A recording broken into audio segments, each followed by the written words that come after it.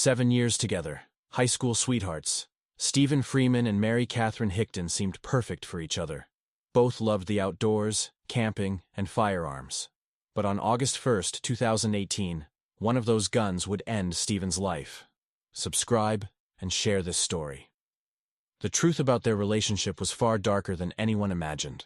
Stephen Freeman was born on January 1st, 1995 in Thomas, Georgia, beginning a life that would be marked by love, family bonds, and an infectious optimism that touched everyone around him.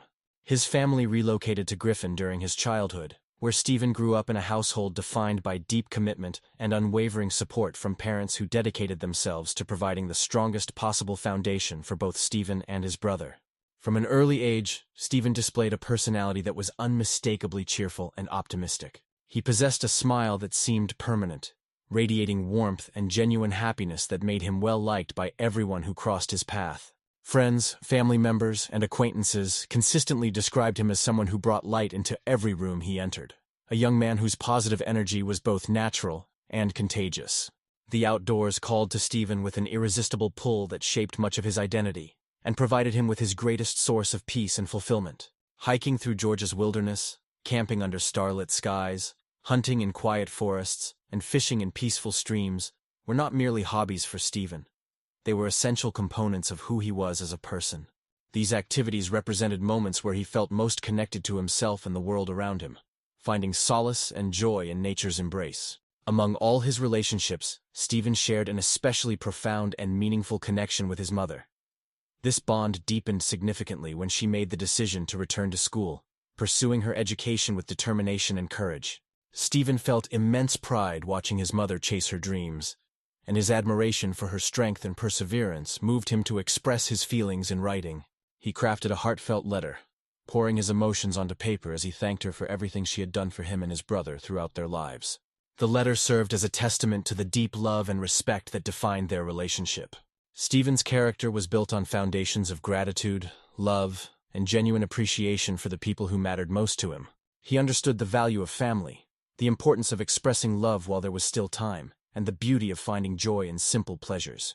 His love for the outdoors, his close family relationships, and his naturally optimistic disposition painted the picture of a beloved young man who had a bright future stretching endlessly before him. This loving foundation and Stephen's inherently positive nature would make the tragic events that lay ahead all the more devastating for those who knew and loved him, transforming a story of promise into one of heartbreak. Stephen Freeman and Mary Catherine Hickton's paths first crossed during their high school years, with Mary Catherine being 1 year older than Stephen.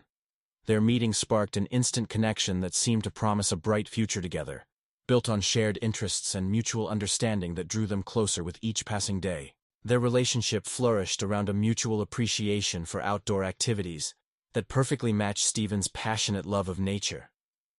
Camping trips became regular adventures for the couple, with Mary Catherine demonstrating remarkable comfort and familiarity around firearms, a skill that impressed Stephen and their shared circle of friends. Her ease with weapons and outdoor activities made her a natural fit within Stephen's friend group, where she was welcomed warmly and accepted as one of their own. Mary Catherine's background revealed a childhood filled with performance and attention-seeking behaviors that shaped her vibrant personality. She had always loved being the center of attention, regularly singing and dancing for guests who visited her family home. Her high energy levels and creative spark made her a memorable presence in any gathering, qualities that likely contributed to Stephen's initial attraction to her dynamic personality. After completing high school, the couple made the significant decision to move in together and build a shared life. Stephen secured employment with a local roofing company, embracing the physical demands of construction work, while Mary Catherine found fulfillment working as a teaching assistant at a nearby kindergarten, where her energy and creativity served her well with young children. By 2018, when Stephen had reached 23 years of age and Mary Catherine was 24, they had been together for 7 years, a substantial portion of their young adult lives. Their relationship had weathered various challenges during this time, including arguments and disagreements that occasionally escalated to the point where they briefly separated. However, despite these temporary breaks, they consistently found their way back to each other, suggesting a deep connection that transcended their conflicts. The relationship between their families had grown remarkably close over the years. Mary Catherine became a regular fixture at Sunday dinners with Stephen's family, where she was treated with warmth and acceptance. Stephen's mother grew so fond of Mary Catherine that she began to see her almost like another daughter, welcoming her into their family circle with genuine affection. However, beneath this seemingly loving foundation, darker elements were beginning to emerge that would soon challenge everything. Just before 11 o'clock on the evening of August 1, 2018, flashing emergency lights illuminated Sunnybrook Drive, cutting through the darkness with an urgency that would forever change multiple lives. The night air filled with the sound of sirens as first responders raced toward an apartment where tragedy had already unfolded.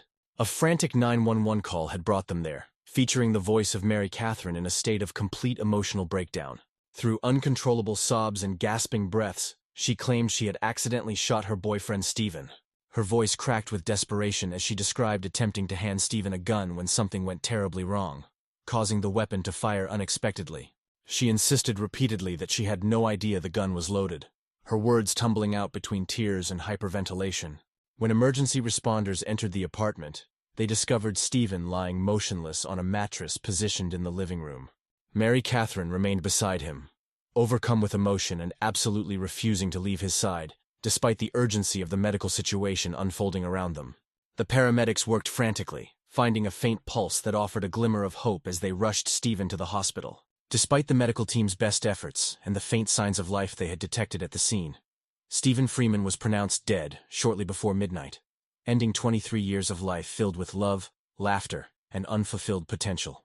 Officers conducting the initial investigation immediately noticed troubling inconsistencies at the crime scene that raised questions about Mary Catherine's account of events. The kitchen area was in complete disarray, with food scattered chaotically across counters and covering the floor, suggesting a violent argument had taken place shortly before the shooting occurred. During their interactions with Mary Catherine, officers detected the distinct scent of alcohol on her breath and observed that her speech was occasionally incoherent, raising additional concerns about her condition and reliability as a witness to the events she claimed had transpired. At the police station, Mary Catherine maintained her position that Stephen's death was purely accidental. She explained that firearms had always been a shared interest between them, emphasizing that none of their guns were ever kept loaded in their home. However, during questioning, a critical inconsistency emerged when she referred to throwing the gun to Stephen rather than handing it to him, directly contradicting her earlier detailed statement about the incident. This contradiction became particularly significant, given Mary Catherine's extensive firearms training from her part-time employment at a local gun shop, where she frequently boasted about knowing more about guns than most people, claiming superior knowledge even compared to Stephen's understanding of weapons. The most shocking development occurred when detectives confronted Mary Catherine with their growing disbelief about her story. At that crucial moment, the recording equipment mysteriously failed, rendering her alleged confession completely inaudible and legally unusable as evidence in any future proceedings. When investigators began speaking with people who knew Stephen and Mary Catherine personally, disturbing information emerged that painted a drastically different picture of their relationship than what Mary Catherine had initially presented to authorities. Stephen's friends revealed they were not surprised by the tragic outcome, immediately suspecting Mary Catherine's involvement, because this was not the first time she had pointed a firearm at Stephen during their relationship. This revelation shocked investigators and provided crucial context for understanding the dynamics that had been building between the couple. Friends testified that Stephen had confided in them about Mary Catherine's increasingly erratic and concerning behavior patterns. She had become possessively controlling, emotionally volatile, and physically aggressive toward him. Witnesses described incidents where Mary Catherine would scream at Stephen in public settings, showing no regard for their surroundings or the embarrassment she was causing. She had also been observed shoving him in front of other people, displaying a pattern of physical aggression that seemed to be escalating over time. The constant arguments between Stephen and Mary Catherine had reached such intensity that Stephen routinely left their shared apartment to escape the overwhelming tension. He had blocked her phone number multiple times when she would call him non-stop, desperately trying to regain control over his movements and communications. One co-worker provided testimony that Mary Catherine had called Stephen 30 times before the workday had even begun, illustrating the obsessive nature of her behavior and her inability to respect boundaries. Critical text messages that Stephen had sent to friends provided documented evidence of Mary Catherine's threatening behavior. On April 21, 2018, Stephen sent a message describing Mary Catherine running around their apartment screaming and making explicit threats to shoot both herself and him. This message demonstrated that the violence had been building for months before the fatal shooting occurred. A month later, Stephen confessed to a friend that something fundamental about Mary Catherine's behavior had changed in a way that genuinely frightened him. He described seeing something different in her eyes that scared him deeply. And for the first time in their relationship, he truly believed she was capable of pulling the trigger and following through on her violent threats. Stephen had made the difficult decision to leave the relationship permanently and start over in another city, far from Mary Catherine's influence and control. His plan involved quietly collecting his personal belongings while Mary Catherine was at work, then disappearing forever without giving her the opportunity to manipulate him into returning. His escape was carefully scheduled for August 3rd, but he was shot and killed on August 1st, just 2 days before his planned departure. Law enforcement records revealed that police had been called to their residence 5 times during the past year for domestic disturbances, indicating a pattern of escalating conflict that authorities were already aware of. The events leading up to the shooting showed the volatile nature of their final days together. On July 30th, Stephen and Mary Catherine exchanged loving text messages, but another argument erupted on July 31st, prompting Stephen to stay at a friend's house while telling his mother he wasn't planning to return home. When Mary Catherine couldn't reach Stephen on August 1st, she prepared dinner hoping to entice him back, then tracked him down at his friend Thomas's place, following their vehicle and demanding Stephen come home with her immediately. When Mary Catherine's trial began, her legal strategy underwent a dramatic transformation that shocked everyone familiar with her original claims. She was no longer calling Stephen's death an accident, but instead claiming she had acted in self-defense against an allegedly abusive boyfriend. Her legal team introduced a completely new version of events that painted the beloved Stephen Freeman in an entirely different light. According to the defense, Stephen had maintained a darker side that only Mary Catherine had witnessed behind closed doors. They argued that the cheerful, optimistic young man everyone knew and loved had been controlling, jealous, and violent in private. The defense claimed that Stephen had exercised strict control over Mary Catherine's daily life, dictating what she wore, what she ate, and how she behaved in social situations. They alleged he kept rigid control over her spending habits and demanded to know her whereabouts at all times, creating an atmosphere of fear and submission. According to the defense's new narrative, physical abuse had been a regular occurrence in their relationship. They accused Stephen of striking Mary Catherine on the back of her head during arguments, and claimed he had once kicked her so violently off their bed that her head struck the doorframe, causing injury. To support these serious allegations, the defense introduced 63 pages of angry, profane, and threatening text messages that Stephen had allegedly sent to Mary Catherine approximately 1 year earlier. These messages had been retrieved from her old phone's memory and came after a brief breakup during which Mary Catherine had slept with one of Stephen's friends, apparently unleashing a barrage of vulgar and aggressive texts from Stephen. Mary Catherine took the witness stand tearfully, describing her life with Stephen as constant tension and fear. She claimed she had been required to prepare his clothes and shoes every morning and ensure the bathroom was perfectly ready for his warm shower, painting a picture of domestic servitude.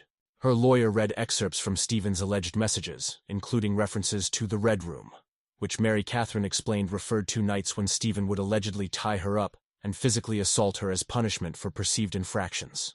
She recounted 2 specific instances of alleged sexual assault, including one incident after a Disneyland trip, where Stephen supposedly told her he deserved something in return for spending money on her during their vacation.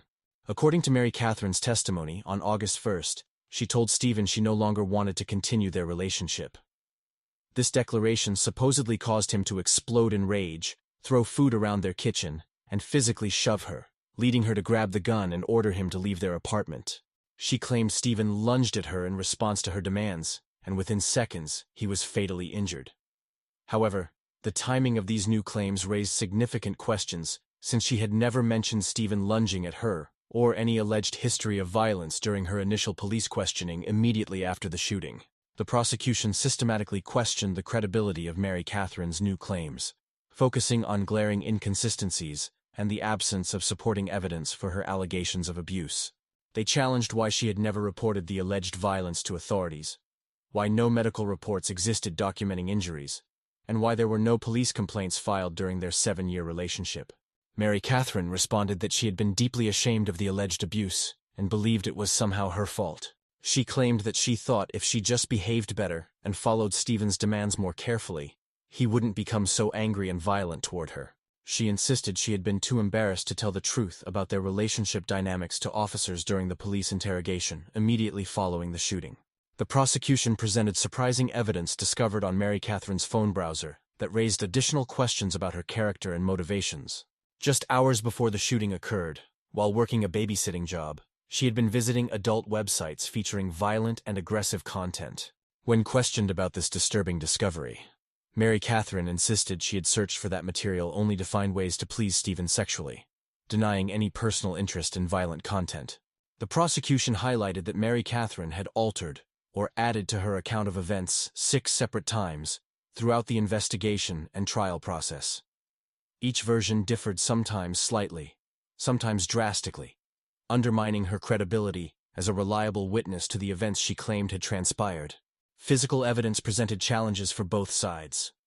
Investigators found greasy marks on the gun and bloodstains concentrated in one corner of the bed, suggesting Stephen had been shot while sitting upright and simply fell backward onto the mattress rather than lunging forward as Mary Catherine claimed. The defense centered their strategy on portraying Mary Catherine as a battered woman suffering from psychological trauma. They brought in an expert witness to testify that her behavior patterns were consistent with battered woman syndrome, while the prosecution presented their own expert witness who argued the opposite conclusion. Critical evidence remained problematic throughout the trial. The video recording of Mary Catherine's police interrogation, where she reportedly confessed to the shooting, had no audible audio due to equipment failure, making her alleged admission inadmissible in court. Investigators had also mishandled crucial physical evidence by placing the gun in a paper bag for safety, without properly documenting its original position, or taking photographs of the crime scene before moving evidence. Another significant contradiction emerged regarding Mary Catherine's claim that she told Stephen she wanted to end their relationship. Yet on the day of the shooting, she had spent the entire day trying to reach him, prepared his favorite dinner, and tracked him down when he didn't return home. After 4 hours of deliberation, the jury returned with their decision that would leave Stephen Freeman's family devastated and questioning the justice system. Mary Catherine Hickton was acquitted on all charges related to Stephen's death, walking away a free woman despite the evidence presented against her. Several jurors later provided insight into their decision-making process, admitting that while they personally believed Mary Catherine may have committed the act, the prosecution had failed to prove her guilt beyond reasonable doubt. They cited multiple factors that created reasonable doubt in their minds, including the flawed investigation procedures, the missing confession due to audio equipment failure, the undisciplined evidence handling that compromised crucial physical evidence, and the complete absence of Stephen's phone data. Without Stephen's phone records to provide a complete picture of their relationship dynamics, the jury had only Mary Catherine's phone and her version of events to rely upon. This one-sided perspective made it impossible for them to verify the true nature of their relationship or contradict her claims of abuse. On June 26, 2019, Mary Catherine walked out of jail as a free woman, her legal troubles behind her, while Stephen's family struggled to accept what they viewed as a miscarriage of justice. For Stephen Freeman's loved ones, the verdict was devastating. They believed justice had not been served, and that Mary Catherine had successfully manipulated the system to escape consequences for taking Stephen's life.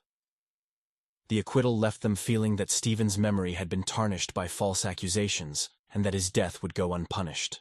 Stephen's mother channeled her grief and frustration into advocacy work, transforming her personal tragedy into a mission to help others. She dedicated herself to domestic violence awareness, working tirelessly to remind the world that abuse does not always follow expected patterns and that victims can be anyone, regardless of gender. Her message emphasizes that violence knows no gender boundaries, and Stephen Freeman's name has become part of that important truth. Through her advocacy, she ensures that Stephen's story serves as a reminder that men can be victims of domestic violence too. The case remains controversial, highlighting critical issues with evidence handling, the complexities of domestic violence cases, and the devastating impact on families when they feel justice has not been served, leaving questions that may never be fully answered.